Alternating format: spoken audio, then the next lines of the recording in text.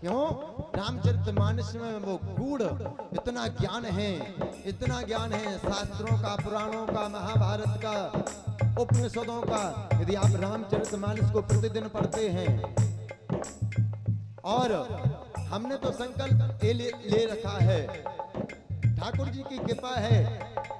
पिछली बार कथा की तो पिछली बार भी रामचरितमानस हम नहीं दिए थे। देखो हम कुछ नहीं कर सकते, मैं आया ना, अभिमान रूपी शब्द कभी नहीं, मेरे कन्हैया कराता है। पिछली से पिछली बार भी रामचरितमानस दिए थे निःशुल्क, ऐसा नहीं लगता, हम नहीं देते, ठाकुर जी देते हैं, कहीं से जुगाड़ बना देते। हमारे पास तो स्वयं के लिए खाने के लिए नहीं है, हमारे पास स्वयं के लिए खाने के लिए नहीं, हम स्वयं दूसरों के यहाँ खाते। किसी दिन मैया से कह देते, मैया कुछ जुगाड़ करो ना, भूख बहुत लगी। किसी दिन सोने जी से, किसी दिन किसी से वो चकाचक मिलता है तो और कह देते कि यार जितने दिन मिल रहा है वो खिचड़ी तो खानी ही है, जो खिचड़ी आप लोग लाते सुदामा चरित्र वाले, उसी को अपना गुजारा चल रहा है, तो हम नहीं दे पाते यारे।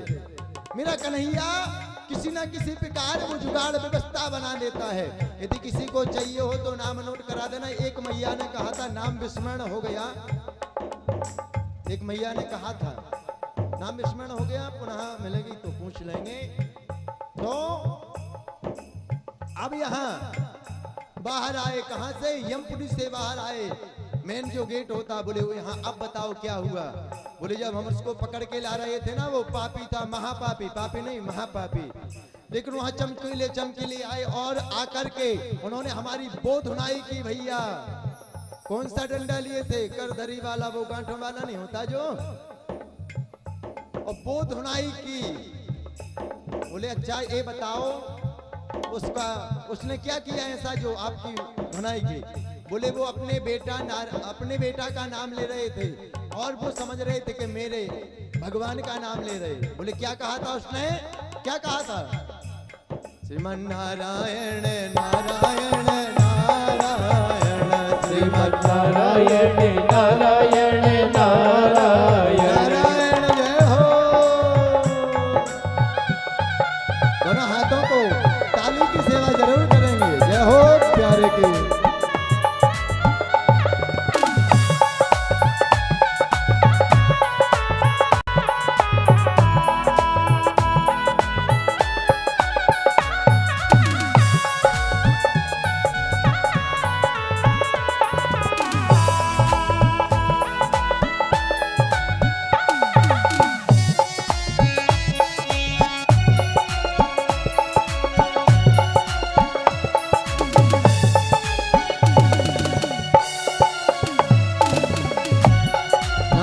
भगवान की जय हो।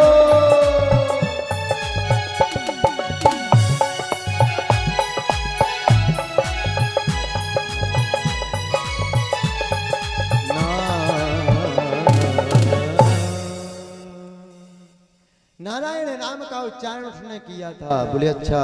बोले भैया ऐसे जगह मत जाया करो जिसके मुख में राम का नाम हो, जिसके गले में रुद्राक्ष की तुलसी की माला हो।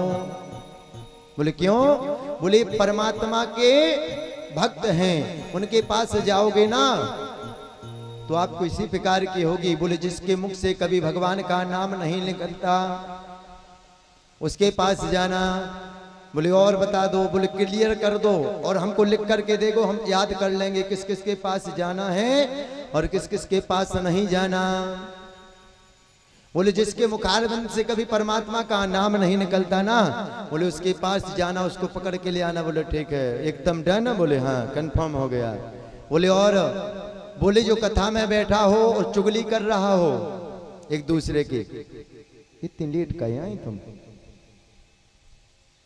बोले उसको पकड़े के ना पकड़े? बोले नहीं उसको भी नहीं पकड़ना। बोले क्यों? कम से कम कथा में बैठा तो है, भगवान की कथा में वो आया तो है, कुछ भी कर रहा है कोई बात नहीं।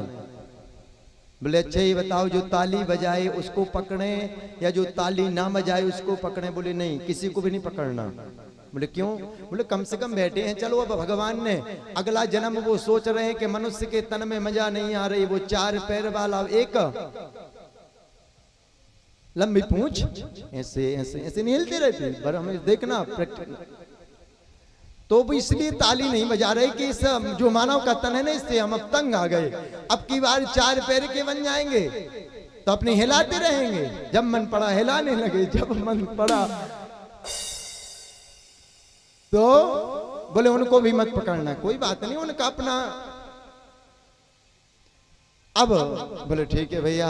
बोले अच्छा ये बताओ ये सच्चाई है क्या? बोले हाँ, ये 12 लोग जानते हैं, स्वयंभो नारदा शंभो कुमारा कपिलो मुनि, ऐसे जो 12 है ना, लास्ट में बोले एक हमारा नाम भी है, इस परमात्मा के नाम के प्रभाव को जानते हैं, नाम प्रभाव जान शिवनी को, ओ काल कूट विश्व पियो अमी को। बोले बाबा राम नाम के प्रभाव को जानते थे। अभी समुद्र मंथन होगा ना, आगे कथा आएगी, श्रवण कराएंगे आपको। अब इसके बाद और समय बीता, श्री सुखदेव जी महाराज राजा परीक्षित से वर्णन करते, दो जो दैत्य थे, हिरण्याक्ष हिरण्यकश्यप, जब इनका जन्म हुआ पृथ्वी पर, अब इन्होंने पृथ्वी लोक को अपने कब्जे में कर लिया, अपने कब्जे में कर लिया महाराज भजन करके। और अपने जब कब्जे में कर लिया, सारे पृथ्वी लोक पर जो दैत्य थे, जो देवता थे, वह दैत्यों के वजह से संतप्त रहने लगे, यहां वहां भटकने लगे। क्यों? क्योंकि इन दोनों दैत्यों ने किसकी तपस्या की? भजन की, ब्रह्मा जी की। ब्रह्मा जी का भजन किया और भजन करके क्या मांगा? ताते में दुर्बलाम पुंसाम विष्णुयाम बरामम। अब जब इसने क्या मांगा? बोले न रात में मरूं ना दिन में मरूं। कृष्ण हिरण्य कश्यप जो था, भगवान ने इसको मार दिया, इसका जो छोटा भाई था हिरण्याक्ष, इसने भजन किया मंदांचल पर्वत पर, और एक दिन तक नहीं, हजारों वर्षों तक भजन किया। ब्रह्मा जी प्रसन्न हुए, बोले महाराज हमको अजर अमर बना दो। ब्रह्मा जी बोले वो तो हम भी नहीं हैं। बोले अजर अमर तो हम भी नहीं हैं। बोले फिर? बोले यदि अजर अमर होना है, बोले तो महाराज ऐसा कुछ करो कि मैं इस संसार में किसी से ना मरूं, मैं ना दिन में मरूं, ना रात में मरूं, ना ऊपर मरूं, ना नीचे मरूं, ना अंदर मरूं, ना बाहर मरूं, ना मनुष्य से मरूं, ना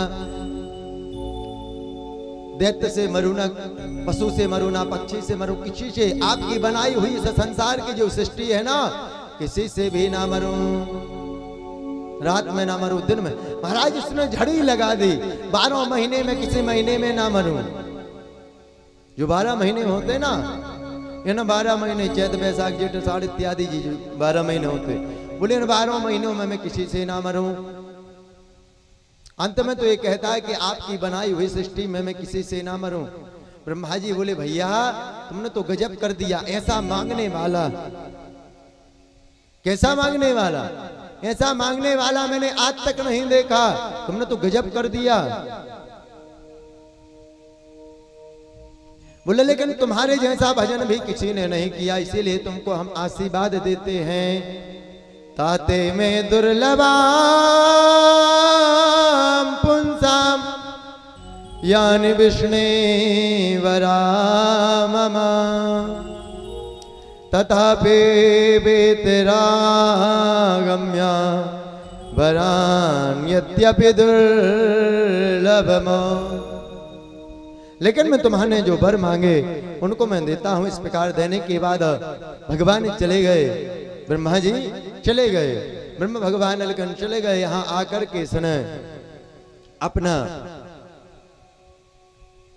काम प्रारंभ कर दिया। वरुण भगवान के पास गया, जिन देवताओं के पास जाता है कहता है भैया 2-2 हाथ हो जाएं, युद्ध की याचना करने लगा। महाराज युद्ध की याचना करने लगा। लेकिन समय व्यतीत हुआ इसी के यहाँ जब यह भजन करने के लिए गया था, इसकी जो भार्या थी, जो पत्नी थी, जो वाइफ थी, इसके गर्भ से एक पुत्र उत्पन्न हुआ और इतना वो हुआ। इसको इंद्रदेव मारना चाहते थे, जो कयादू थी इसको मारना चाहते थे। कौन? इंद्रदेव। बोले एक दैत्य और बढ़ जाएगा। नारद जी ने रोका, बोले भैया स्त्री का वध नहीं करना चाहिए, प्लस स्त्री गर्भवती है। ऐसे समय किसी स्त्री पर अस्त्र शस्त्र या हाथ नहीं चलाना चाहिए। नारद जी ने कथा श्रवण सुनाना प्रारंभ करा दी और जो प्रहलाद जी महाराज के गर्भ में ही कथा को सुनने लगे। माताओं, इन कथा को सुनने के बाद इसको अपने हृदयगत विराजमान करो। जब किसी को कोई संतान होनी होना तो ना तो ज्यादा बवाल चलाएं, ना ज्यादा इस प्रकार की चीजों को देखें, ना ज्यादा खट्टी चीजों को देखें, ना ज्यादा क्रोध करें। जिस प्रकार आप रहेंगे ना, जो आपकी संतान होगी, यदि आप सौम्यता पूर्वक रहेंगे, नम्र रहेंगे, आपकी संतान भी बहुत सुशील होगी। और यदि आप क्रोध करते रहेंगे तो आपकी जो संतान होगी ना, वो भी क्रोधी स्वभाव की होगी। प्यारे, कथाएं दिन रात चल रही हैं। अभी लगातार 3-4 कथाएं आपके यहाँ हुए, लेकिन उसको सुनने के बाद हम लोग क्या करते हैं, कथा सुनी और पहले हिलाए थोड़ी। ऐसा ना हो कथा ही हिल गई चली जाए कहीं, तो अच्छे से हिलाते हैं। भैया इसको हिलाना नहीं, इसको अपनी जेब में डालना है। जैसे हम लोग जैसे आता ना और धीरे से, कोई देख तो नहीं रहा, हाँ, तो इस कथा को हम लोग तो इसी के लिए आते हैं। तो आप लोग जब अपना समय बर्बाद कर रहे हो तो कुछ तो बेनिफिट लो। तो ये कथा हम आपको बता दें, आप सबके सहयोग से चल रही है। भैया 9 तारीख को कन्या भोज है, भंडारा है। यदि कोई कुछ देना चाहता है ना, तो हमारे अंकित चतुर्वेदी जी विराजमान हैं, जो हमारे सदस्य भी हैं कमेटी के, तो विराजमान है। कुछ देना चाहे 1 रुपए से लेके 5 रुपए तक, आटा, दाल, भाटा, जो भी पूरी सब्जी की, और प्लस कुछ मीठा रहेगा चकाचक। यदि कुछ कोई देना चाहता है तो वो दे सकता है निसंकोच, नहीं तो फिर जी बाबा तो बैठे ही हैं, हाँ, फिर कोई दिक्कत नहीं। यदि देना चाहे, मन हो ना, इच्छा हो, बाद में मत कहना महाराज हम रह गए देने के लिए। बोलो वृंदावन बिहारी लाल की जय हो, बोलो वृंदावन बिहारी लाल की, वृंदावन बिहारी लाल की। उन्होंने की तो ठीक है, तुम उनकी लो नहीं सुना। जयकारा की आवाज भी तो राधे राधे हैं, लेकिन तुम्हारे तो खर्च कर रहे ना, तुम्हारे तो खर्च कर रहे। 11,000 इन्हें देने निगारा वालन, हाँ, और 5,000 इन्हें देने अलीपुरा वालन, हाँ, और 5,000 उन्हें देने चतुर्वेदी जी, हाँ। तो ये तो खर्च भी कर रहे, जी भी बैठे। बोले जब जी नहीं बोलती तो हम कहे, बोले उन्हें ना देखो, हाँ, हमें देखो, हमें, ठीक है ना। बोलो वृंदावन बिहारी लाल की। अब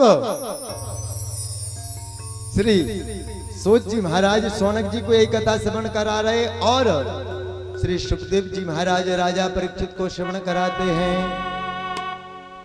इसका अत्याचार बढ़ गया। अब इसके जो पुत्र हुआ, वह भगत हुआ, भगवान का भजन करना कब से किया, गर्भ में ही से किया। थोड़ी और बड़ा हुआ, गुरुकुल में गया, गुरुजी पढ़ाते कुछ हैं, यह पढ़ करके याद करके सुना देता है, लेकिन उसको अपने दिमाग में नहीं रखता।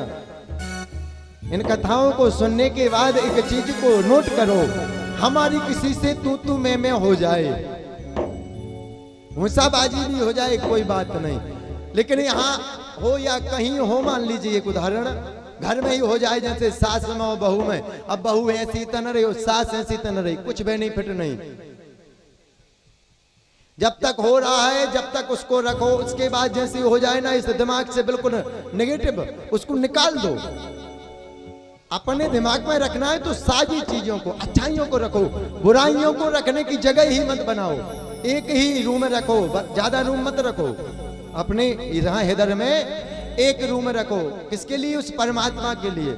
ज्यादा रूम रखोगे ना तो फिर चक्कर में पड़ जाओगे, कहीं के नहीं रहोगे। कुछ भी हो जाए, थोड़ी सा होने के बाद या ज्यादा भी हो जाए, यार बुराई बनाने में, अपने अंदर गांठ लगाने में कोई बेनिफिट है क्या? कोई बेनिफिट नहीं है।